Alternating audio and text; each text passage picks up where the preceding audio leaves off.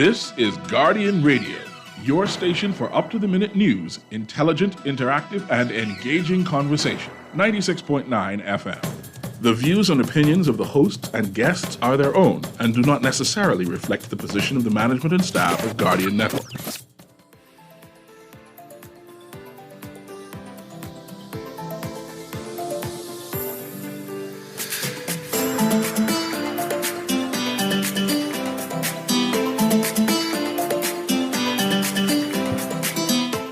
Good morning and welcome to Guardian Radio AM. Today is Wednesday, March 22nd, and it's a little after 11 o'clock in the morning. Once again, this is C.A. Newry, and I shall be your host today. But I'm here with Aaron Green, who's a co-host for this segment. And we're talking about legacy, we're talking about Linden, and this segment we're talking about leadership styles of our leaders throughout our period of history, right? And on the other side of the show, Aaron brought up some questions, right? And what I'm going to do is going to have Aaron read that question. I'm hoping she has it right at her thumbs. So we can start the conversation here. I'm saying whether the family of Sir Linden owes him and the country a duty of care to create a proper legacy, meaning that they need to have a museum in his honor. And does the government has a duty of care, since they dubbed him the father of the nation, to have a legacy and tributes to him? And is this tributes thus far adequate for someone being dubbed the father of the nation? So that's where our conversation is going to start. And I want to also read this into the record. And let me see if I can bring it up. And Aaron, are you there to read your questions whilst I bring this part up? Aaron is not on? Okay. I shall talk until we get Aaron back online again.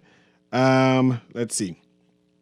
Recently, the former Prime Minister, Dr. Hubert Minnis, criticized the current Prime Minister, Philip Brave Davis, as a weak leader after he expressed support for Education Minister Glenys Hannah Martin, who spoke out against Royal Caribbean International RCI project on Paradise Island, which was approved by Cabinet. With respects to Glenys or other Cabinet ministers, I have said repeatedly, I have said in Parliament that the Prime Minister, okay, bring that back up, that the Prime Minister is demonstrating himself to be a weak leader.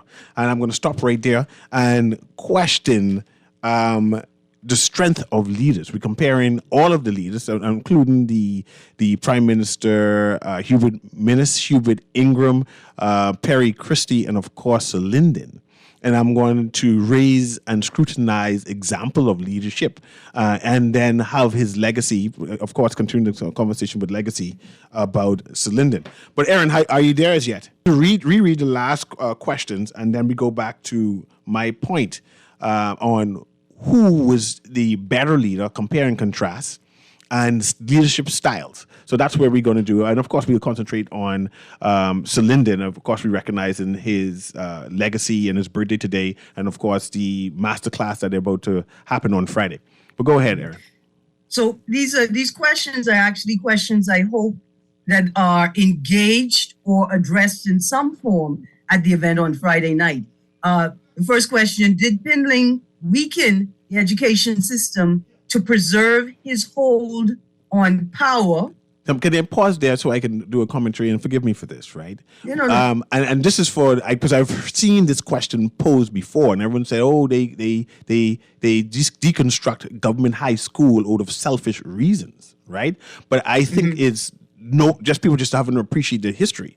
Government high school, which was at the site of UB, University of the Bahamas, transitioned to become the College of the Bahamas, right? So that became the premier institution. It was not that he was deconstructing government high. He realized that there's a need for a higher education, which was COB.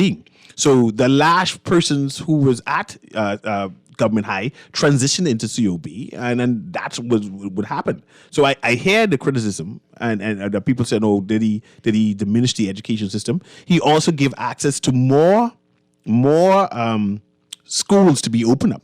That more Bahamians had access to education. So I just want to say there, but continue with your question. Sorry for that. But no, this is great. This is what I hope comes up and out, right? I hope that Bahamians who were a part of the civil service at that time joined the conversation on Friday night so that they the public knowledge around Pinland. Another question, did Pinland drag Bahamians into a future, the majority of which could not and did not navigate successfully? Did Pinland discourage the playing of Caribbean and African music on the public airwaves, ultimately to preserve his hold on power? Did he actually ban reggae music from the public airwaves? Question mark, question mark, question mark. Was it intended to prioritize Bahamian music and artists or to prevent Bahamians catching the Caribbean Revolution bug? And then, is Pinland a victim of slander and global political interference? And was Pinland able to withstand what Ingram didn't or couldn't? And then go ahead. The last question to you and to the audience, what are some books, essays, and documentaries about Pinland, the Bahamas, and Bahamian politics from pre-majority rule to the end of the Pinland political dynasty? Yes, and the all is to come in. But when we're getting connected, I put it to the listening audience that I wanted to compare leaders, the leadership style, right? And that Hubert Minnis called Davis, Prime Minister Davis, as a weak leader. And I wanted to give examples of how Sir Lyndon proven himself to be even greater than everyone else. Because I heard that persons in the Minnis camp said that Minnis fired four ministers at time. I want to put in the record that Carlton Francis was a religious man and pastor, in fact.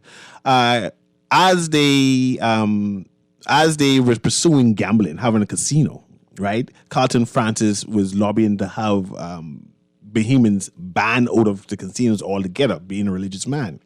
And so Lyndon said that the cabinet has decided that casino licenses was going to go forth.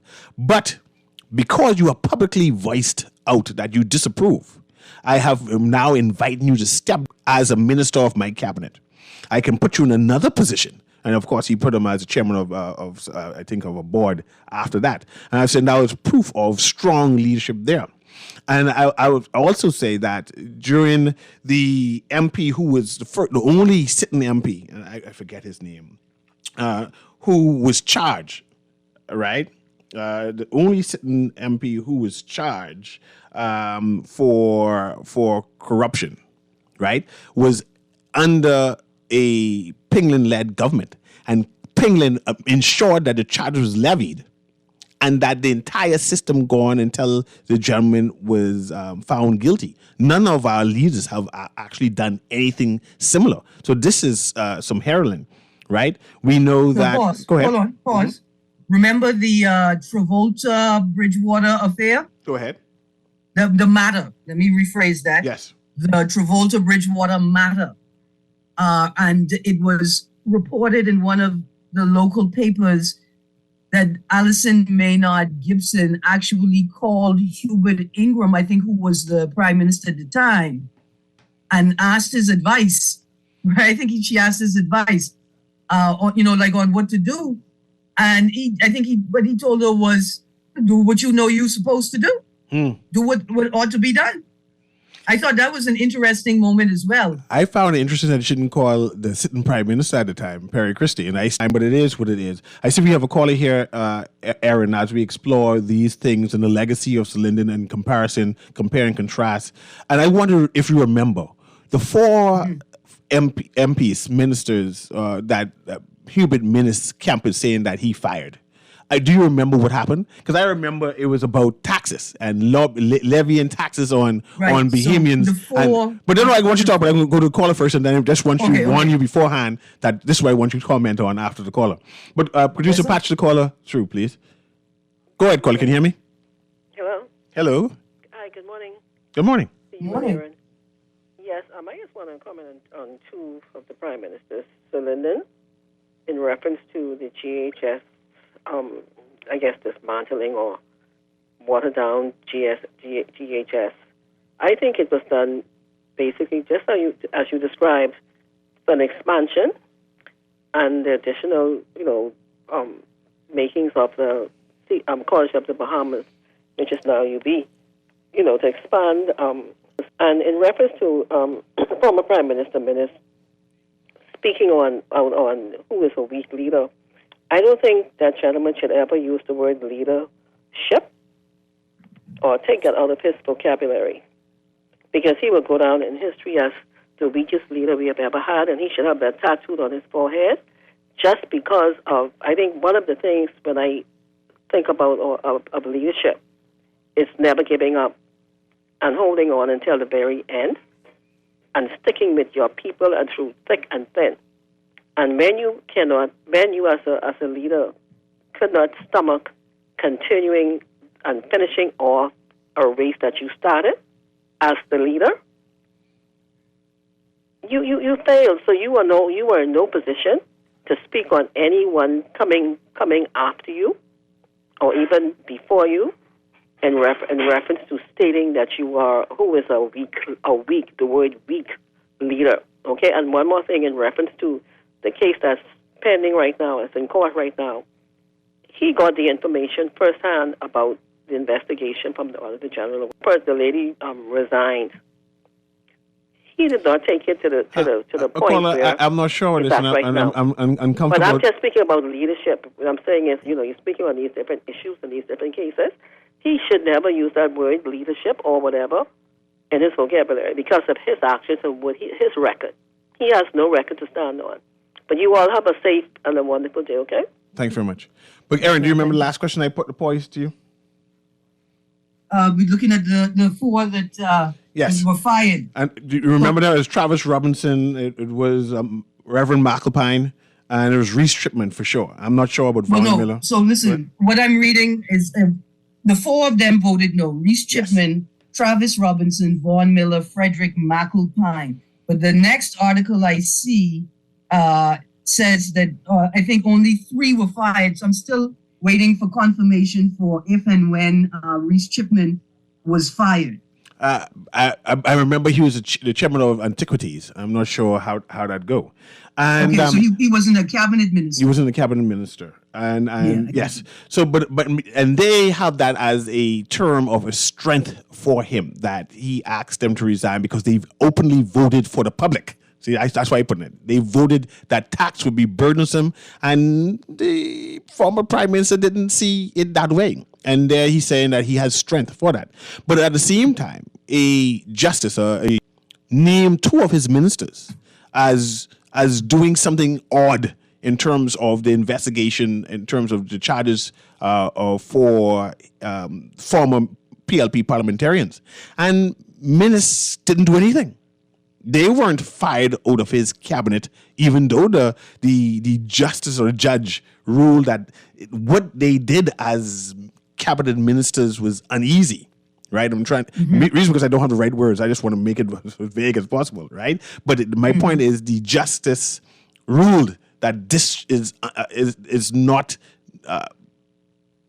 something that ministers do, call in persons to their office, etc. But my point is, Minnis did not. That leadership, what he's saying that he did not come into effect then. So I want to question that, right?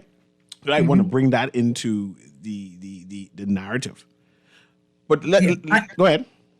I don't know if firing ministers makes you a strong leader. Mm-hmm. I think it actually signals the opposite, that you're unable to deal with dissent. You're unable to manage, negotiate, and navigate dissent within your party. You are unable to gather and govern opposing polarized positions. I think that's an indicator of weakness, actually. I have a text here that says, CA, you are 100% wrong. If the government high school transitioned into COB, how is it that government high school still exists? Don't try to rewrite history. It's not a good look and beneath the standards of good journalism. And of course, I'm not a journalist, I'm a commentator. But as you know, as we all know, government high school, that's why they separated, the old government high school is located at this present time. The classrooms are still there. We're still using it. We knew that the teachers, the lecturers at the old government high school all transitioned into COB. We know that the students who were at the old government high school all transitioned into COB. So I'm saying that that's what happened. It transitioned into COB. And that even though a new government high school, the new term was created, and a new entirely school at a different place down the road, separate and apart, was instituted, that the old government high school transitioned into the College of the Bahamas. And that's why I wanted to point that out. And I'm not rewriting history. That's just what happened. But go ahead, Aaron. Yes. No, I could only support that, sir. Okay. I can only support that. But yeah, this the question of leadership styles, right? Yes. I almost chuckled. I'm not sure if Minnis has a leadership style. I don't know if the last, what was that, 2.5 years from 2019 to, the beginning of the pandemic to the end of the snap election period. I don't know if you could call that leadership. And I'm just not quite sure. You need to explain why would you say such? Well, because we were led by legislation. We were led by statute, right? We weren't led by a person or a team of people and their considerations. We were led by statute. We were led by an emergency act. I don't think that's leadership. And then looking at how they operated within the statute orders of the legislation, I certainly don't think that was leadership. Now, he may have been a decent manager of a corporate structure, right? He may still questionable. He may have been that, but leader of a country, I don't think so. I have another text says the father of the nation topic needs to be investigated. If it was a relevant topic, the place where Lyndon was born should have been identified, given the national significance it deserved. And we have been discussing that too. And I see we had a caller there, and producer patched the caller in shortly now. We are investigating what more should our government do. Does having the title of father of the nation constitute that more should be done? And what is the family doing to herald Lyndon in terms of his legacy and solidify it in the minds and the hearts of the Bahamian people? But let me patch this caller through there. Go ahead, caller. Can you hear me? Hey, see what's going on, man? Right here, man. How you doing? Everything good, man. Listen, I think people need to realize the type of government we got, the system we in, which is the Westminster system. I think we all know that. And when these politicians come to us to campaign, they don't come to us to speak as an individual. They come to us to speak on behalf of the party. They come to us wearing the party colors. The party pays for their campaign. The party pays for their paraphernalia. Parties pay for everything. When you get elected on behalf of the party, not the individual. People vote for the party, not the individual. When you go at the cabinet, when the cabinet make a decision, the cabinet make a decision as the government, as the party. You see what I'm saying? So now when you get inside the house, you cannot take it upon yourself and you will speak as in. You started from day one campaigning, you started campaigning on behalf of the party. You see what I'm saying? I get it. I can hear you, and when you finish it, we'll have Aaron and I respond to it. And when you speak other terms of the party, you speak another line. Because that ain't what you was elected on. You wasn't elected as an independent. You was elected as a PLP or an F&M or a COI or DNA, whoever. You was elected to carry on behalf of that party ticket. And my opinion, when you speak other terms, just like Minnis did with those four, just like Ingram did with Ken Russell, and just like Cullen did with Ingram and Christie, you have to go, or you should resign, or you should be fired. Now, if you want to speak, or if you want to speak as an individual, then you need to run as an individual. Okay, I thank you very much, caller. I appreciate that. And caller, I remind the caller as when the member of Parliament for Foxhill gets up to speak in the House of Assembly, he starts off, "I rise to represent the people of the great constituency of Foxhill." He's speaking on behalf of me, right? So I understand that he might run on the ticket, but it's my vote that put him in. And he has that's why they have constituency meetings, so I can say what I have concerns about, and that he can bring that concerns back to the House of Assembly. Our caller, the first caller of the day, would tell us right now, you all keep forgetting that the Constitution is paramount, right? There is this principle called the separation of powers. There's the judicial arm of government, there's the executive arm of government, and there's the legislature, right? That's the House of Parliament. 3 separate and equal arms of government. When you're in the executive, that's a separate arm from when you're in the legislature, which is the House of Assembly, and when you're an MP. One of the questions I asked prior to the snap election, invited MPs, candidates, incumbents on my show to discuss is how will you balance your obligation to party, to the cabinet, to your constituents, to the Constitution, to the people of the Bahamas. They didn't show up, Cecil.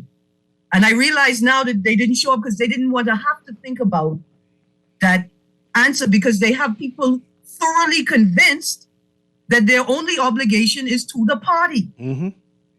That MP has to figure out how they are going to balance their very real obligation to the party with their very real obligation to the people who elected them. And Aaron, I will quick to say that I think that we have bastardized our Westminster system. This is why we have backbenchers. Backbenchers by our Constitution and by the system criticizes the government all the time. They speak out against the government all the time. The government is using my taxpayer dollars to ensure that there is no backbench. So they fill up cabinet to ensure that nobody within their party could oppose them. And they're using my taxpayer dollars to do it. Interesting. But I have another caller here, Aaron. Producer, patch that caller through. Go ahead, caller. Can you hear me? Yeah, good morning, Ms. Green. Good morning, Mr. Newry.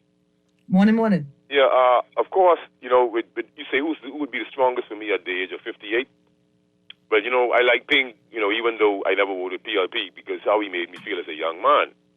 But then, he was not perfect, and there's, I guess everybody's be supervised by power, but I would have to say it would be it would have to be Mr. Ingram for standing up to him and disengaging from the PLP, even though Ingram failed subsequently. And the way how the Westminster system is set up, looking at this here, the Prime Minister must keep the Governor General fully informed on matters related to governing of Bahamas and must provide him or her with any information about the government if he or she asks. The Governor General follows the instructions of the Cabinet. So then what I'm saying is with this type of system, I notice you're talking about the backbencher system, and CNU is correct. So what then is the country is held captive by the Cabinet ministers and the totalized power by the PM. Hence the need for a republic, because this cannot continue. Because then if Ms. Hannah Martin is speaking on behalf of the public, then what you're saying, in other words, the slaves on the plantation are willing to continue this type of model. And so I listened to Palm one day, and she had said, it's basically not, there are some intricate details that is dissimilar with the Westminster system, but it can't be that the cabinet can hold the whole country hostage. That can't be freedom. We were never free. You know what I mean? To tell you the truth, we were never free. Bless her.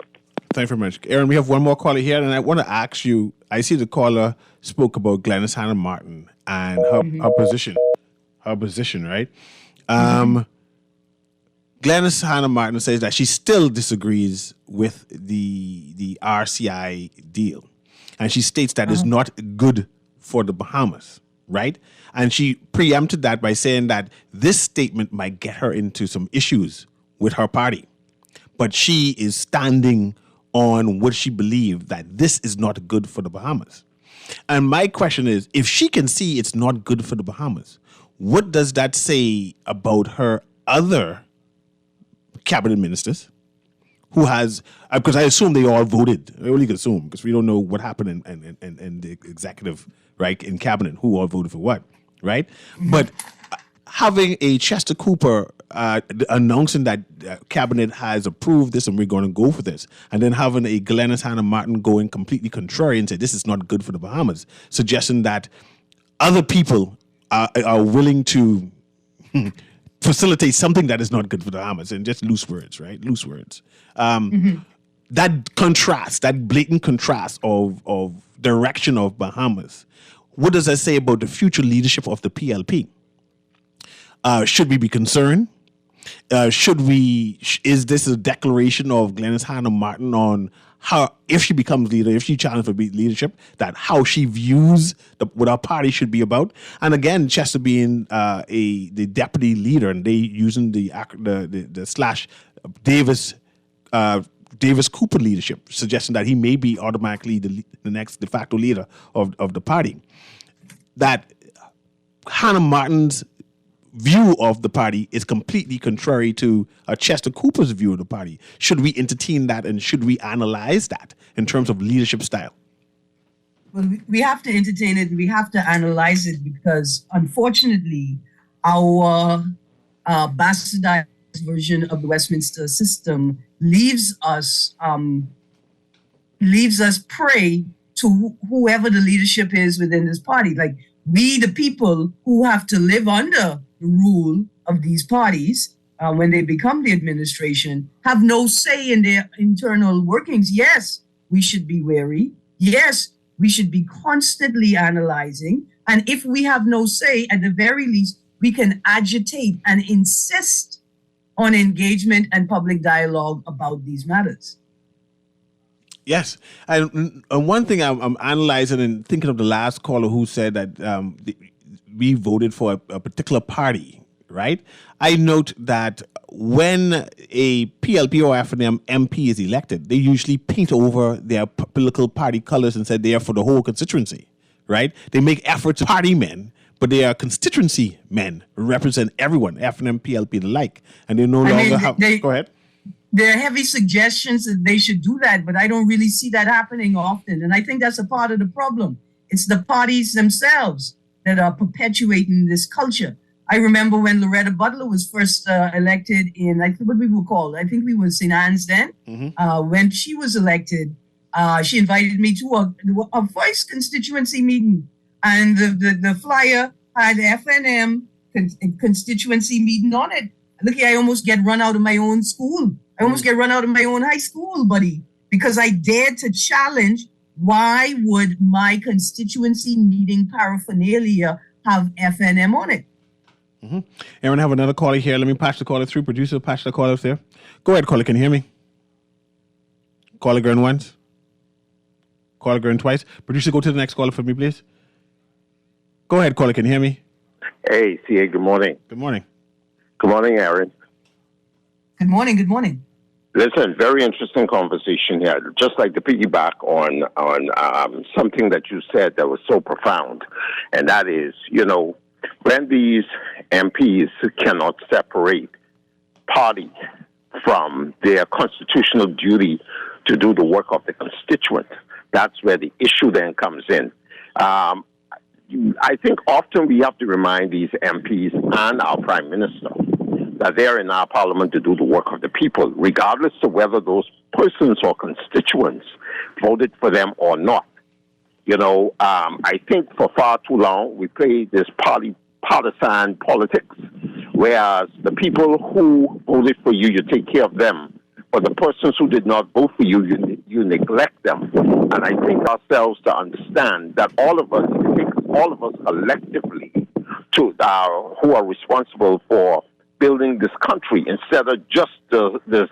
And I don't want to use the phrase or the word sycophant, but to use persons who are all for the particular political party that's in governance, that they get all the benefits or they get most of the benefits, while the ordinary taxpayer, who also is doing his fair share, seems to get little to nothing, no support in just about anything. I think we need to change that paradigm. And in my closing statement is simply this.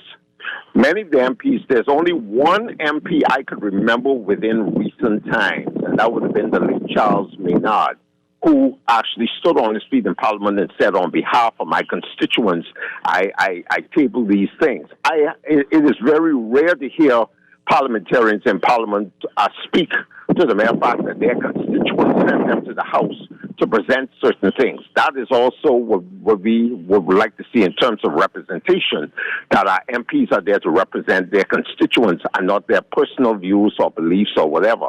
So I just want to leave the public with that and hope that, forward, upward, onward, and together as a people, we will continue to build this country for the betterment of generations to come. Thank you for taking my call this morning. Pleasure. Aaron, maximum leader. Some people label Ingram, former Prime Minister Ingram, and former Prime Minister Hubert Minnis as a maximum leader, right? Who did not take opposition, who did not take consultation, who did not consider other people's thoughts. What do you say about that? So when you get Big Brother back and you could say and do anything, I think this is going to be one of the most important and most contentious conversations farmers, right?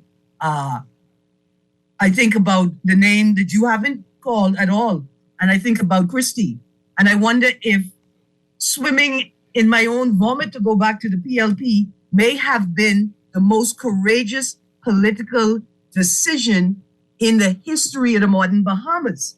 But would we ever perceive Christie in that space with that decision as the maximum leader? Was Christie and Penling, were they able to withstand that which Ingram could not or did not withstand? I want to also remind persons when Andre Rollins was fired from his chairmanship for whatever that was. It was under Perry Christie administration. It was the deputy prime minister, who was the acting prime minister at the time, a Brave Davis, who actually told him, you know what to do, and fire him. Right? I just wonder, people might say they don't have no record of a Davis firing people, but that was one indication of that too. But I have go ahead, Aaron. I was just going to say quickly in terms of leadership, if I were a party that, who fired Renwood Wells first? PLP fired him and he went to the FNM, right? Yeah, there you go. If I were a PLP that fired Renwood Wells, I would not let the House of Parliament operate until the FNM spoke to why they would pick up an MP that was fired. Another flaw of Minnis. Go ahead. Yeah, go on. You go on. No, I said that's another flaw of Minnis. I just want to make sure I agree with you as you speak. Sorry about that. Yeah, but that's just it. Like, why wouldn't you have declared PLP? Why wouldn't you have demanded that the FNM explains you would have picked up an MP that was fired without declaring exactly why they were fired and exactly why you were willing to pick them up? Okay, I have another two callers there. Producer Patrick caller there too. Go ahead, caller. Can you hear me? Good morning, Mr. Newry. How you doing? Doing well. How you doing? I'm fine. Aaron, how you doing, listener? Morning. But all I can tell you, Mr. Newry and Aaron, nothing to change in this country until we get rid of them people who don't case, who God on case. And I call them the Moses School. Nothing to change. We all can suffer until the educated baby people make a stand. They said who've been in college and universities, who are not analog, who are digital, who are smartphone savvy, who love the Bahamas, who love the baby people. We need to get rid of swearing islands to the queen, her heirs, and successors. See, them parliamentarians don't love us, Aaron. They don't like you, Mr. Newry. They don't like their children. My children can't afford to buy land in this beautiful country with island where they born. But the Davis got an opportunity to fix many wrongs in this country. Repeal the land holding land back. That's number one. Let us stop discriminating against us. The real behemoths. We cannot go in the casino and gamble. We can't even go to COP and get a license handgun to protect our businesses and our family. All this crime going on. We can't protect our own self. Man, can not get changed. Like 50 people say until we get rid of all the more people, man. And thanks for taking my call. Thanks. We have another caller there. Producer Patrick caller through. Go ahead, caller. Can you hear me? Hello, go ahead. You're breaking up, caller. I'm just in the switch by Simeon Bow for caller, you kind of garbled. Can you call me back on the next line? Because I hear what you're saying, but I can't understand it. Call me back on the next line so we can hear you. I can barely hear it. So call me back on the next line, and then so we can hear what you're saying. Yes, I have a text here that says, good morning. The fact that Westminster is under the monarchy, which controlled by one ruler at the head, we were never under a true for the people, by the people government. It's sad that the people can't see this. And one must understand that the system that the British has, the Westminster system, came out of putting the royal family into check. Right, I think that's Magna Carta. Correct me if I'm wrong, Aaron. But their system is based on an honor system. Their Westminster system works. It has checks and balances, right? So the idea, I think that this criticism of the Westminster system is uncalled for because it actually works, and it puts everyone into check and balance, from even the Prime Minister. The Westminster system may work. What we're practicing here is a bastardized version. That's a people's problem, though, Aaron. Huh? That's a people's problem. And then there are always, I find a number of behemoths complaining that, oh, the parties are corrupt, but there's no party is alive. It's the people that is who is managing these systems that is not doing their job properly. So the system isn't bastardized; it's we bastardizing the system. Well, that's exactly what I'm saying. Yes, in fact, we could just delve in a little deeper. Mm-hmm. We have been importing party policy, right, and replacing government convention with party policy. Let's start right at the top. We talk about a bastardized Westminster system. How many times in these two shows this morning have you referred to Chester Cooper as the Deputy Prime Minister of the Bahamas? Mm-hmm. We don't have one. We have a deputy leader of our parties, and we've imported that deputy leadership to governance to put this. I got to make this boy think. We good. We tight. I got to show him deference or honor for what he has contributed to the party to achieve this level. So you just can't call him leader of the party. He got to be deputy prime minister. You got to get a car. You got to get an office. With whose money? With whose constitution? Let me beat you with this. You're absolutely right. The people have allowed the Westminster system to be bastardized by allowing the importation of party politics into governance policy and parliamentary policy, executive policy. After the caller, Aaron, we're going to put the caller through, but I want you to answer this. They label this administration as the Davis Cooper administration. Is Chester Cooper, will Chester Cooper be automatically declared the next leader of the Progressive Liberal Party? Or should someone like a Glenys Hannah Martin, who has proven that she has a different outlook on how the party, what the party should be concentrating on, should she have a chance to challenge for leadership, or is it an automatic thing for Chester Cooper? And I want you to comment on that. But let me go to the caller first. Before you start talking. Yes, I know. That's why. Let me go to the caller first, and I can let you run out on that. Go ahead, caller. Yeah, I'm sorry for calling again, but I see, Newry, you irked me with the mention of the Magna Carta, the great letter, right? Mm-hmm. So if we was to read the literature, I don't know if we ever saw it, but remember, so in that, they had laws in order to control the power of the king. So he was not willing to adhere to their own laws that they had made. So that even the Magna Carta is ahead of us today. Just go and read it one of these days on the air for everybody to hear. Bless up. Thanks, F52. But go ahead, Aaron. Is it an automatic thing since it's a Davis Cooper led government? And is there any space for they would like us to believe that it's an automatic thing, right? The Constitution actually says the MP that holds the confidence of the majority of MPs, right, gets to be the prime minister. These guys are trying to convince us, right, that it's the leader of the party. It's the leader of the party. And it's the boy next to him. They get prime minister and deputy prime minister. But then Mr. Lyndon dubbed two deputy prime ministers. It could be one of these two. Say? Didn't Mr. Lyndon dub two lead deputy prime ministers and said the next leader of the PLP would be one out of these two, a Perry Christie versus. But this is go ahead. This is exactly what I'm saying. There's a importation of party politics into governance. Yeah, he did that. That may have been the beginning of the bastardization of the Westminster system. But further to that, right? If they insist that this is how politics operate, right? then the rules of the game have to change. You can't turn around to me and say, oh, this is private internal party affairs, right? If you're going to tell me that essentially a group of cabinet ministers, not even the party, not even because the party doesn't actually have any say. We only hear about the Davis Cooper administration, right? If you're going to tell me that that's the new rule or that's the new play, then we have access to your party. You will operate with true transparency, because I get questions I want to ask about Cooper. How is it that Cooper just finished drinking his mother's milk and he think he could be the leader of a country? What you trying to say? What's happening in Exuma? How did Cooper amass so much wealth in such a short time? You're going too far. You're going too far. You're going too far.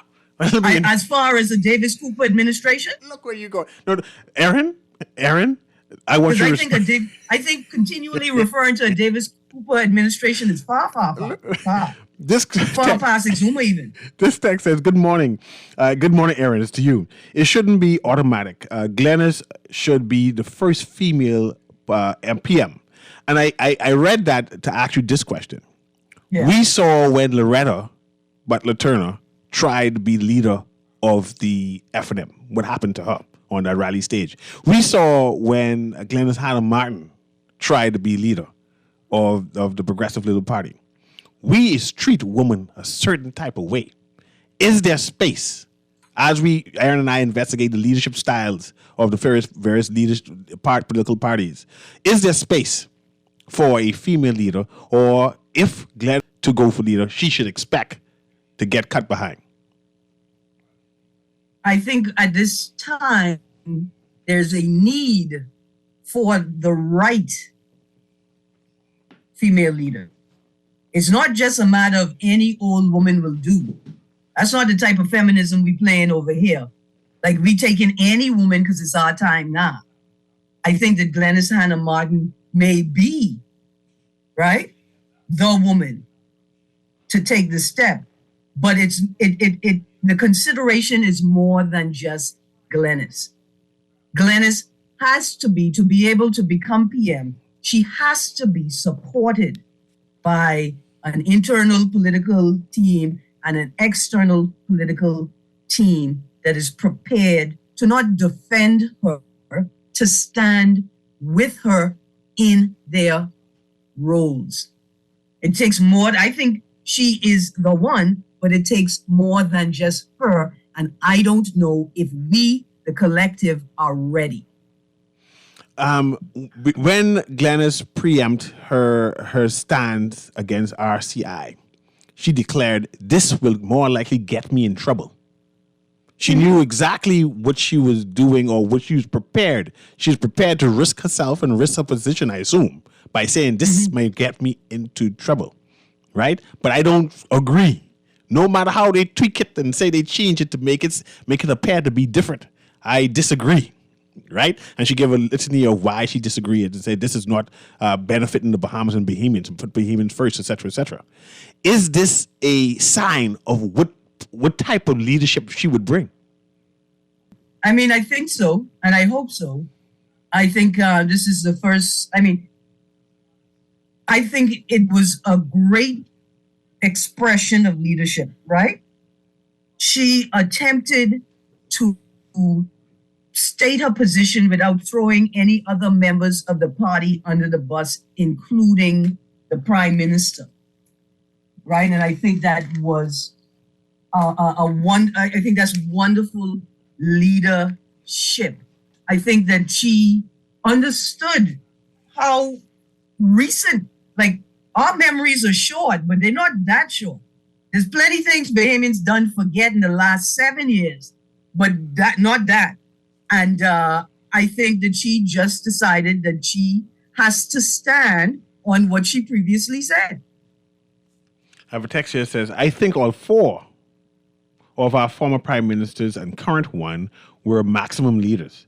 They just displayed their dictatorial personalities in different ways.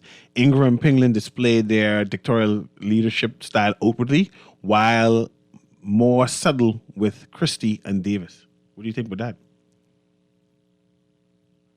that? Ingram and Pinland was more Christie outward, and Davis. and Christie and Davis is more subtle. I think so.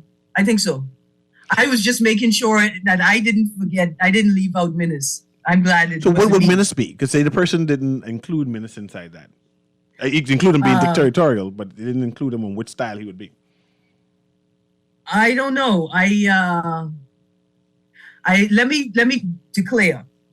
I am still emotionally caught up in this, and I'm not sure if my critique will be balanced. I think Minnis was horrible. I think from you get up and you talk about you're going to have to breach the Constitution to be able to manage the country properly. My Lord. Even if you said we may have to breach the country properly, you remove yourself from the list. We can't. But I'm emotional. You may even call it hysterical. I wouldn't get upset. So I can reserve that official commentary. Mm-hmm. This one is more propaganda type text. It says, CA, guess what? Even if the PM fires of Mrs. Glenys Hannah Martin, we who live in Engliston will vote her back in as an independent. We love her dearly from the Key West Street family. But I guess Key West Street saying there's a Glenys woman, right? Why you call it propaganda, Newry? I believe there's political mischief. We analyze the leadership style, but I think they're trying to put discord in the PLP. There's no discord in the PLP. What's the debate here? Glenys Hannah Martin knows her place. Yeah, see, because I waiting to see Hannah Martin PLP. I think that, while we were questioning the integrity of the Westminster system, I want to question the integrity of the PLP. I may vote PLP if it's PLP. Well, definitely moving forward, if a Chester Cooper decides to lead the helm, they would have to bring a Glenys Hannah Martin as a deputy leader to solidify the PLP base. But now the question is, would a Glenys Hannah Martin with seemingly a different political style and different direction of where the party should go, which is more earthy, more communal, right? Would she settle for a deputy? You think anybody who insists on calling it the Davis Cooper administration, and I got significantly forget the political dynasty, right? Forget what my father would have done. But what I have done on my own, you think you're going to jump in and in the first 5 minutes start talking about the Davis Cooper administration, and then I'm going to be fine to work with you? I think that sometimes we forget. Gang culture permeates this place. We talk about the bastardization of the Westminster system. I argue to you that our entire political system and system of governance has been consumed by a gang culture. And that right there, my friend, that's gang culture. Aaron, it can't happen. I just got the flyer for the 50th. No, by the Independent 50th Secretary, and they're saying happy birthday to Sir Lyndon, right? And say Sir Lyndon Pinland, father of the nation, in quotes, right? They have his date, birth, and his death date, and they have 1, 2, 3, 4 stages of his age, and I'm thinking, who did they contact to use these images? Yeah.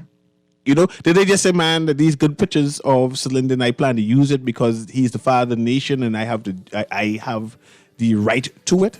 Or did they contact the photographer and say, man, we can pay you $120 to use these pictures? Or did they contact the family and say, hey, we're using images of Sir Lyndon, and I know you have a foundation, and the foundation have a right to it, so let me give you a donation of the $20 there. But did they have a right to use all of these images of Sir Lyndon without paying somebody? Especially when we have copyright. Go ahead. From the flyers, is then indicated that they partnered with the foundation for this particular event? No indication at all. No indication at all.